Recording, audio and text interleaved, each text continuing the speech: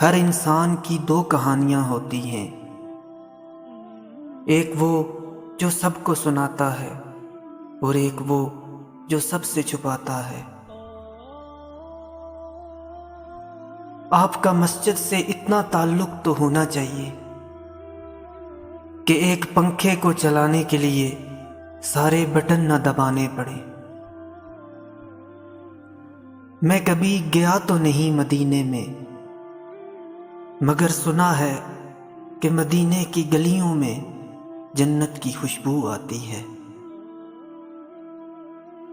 وقت اچھا ہو یا برا گزر ہی جاتا ہے، لیکن باتیں اور لوگ ہمیشہ یاد رہتے ہیں۔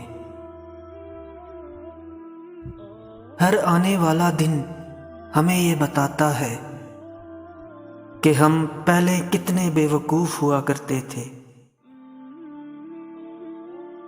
جب ہم وضو کرتے ہیں تو ہم پاک ہو جاتے ہیں، لیکن جب نبی پاک صلی اللہ علیہ وسلم وضو فرماتے تو پانی پاک ہو جاتا تھا۔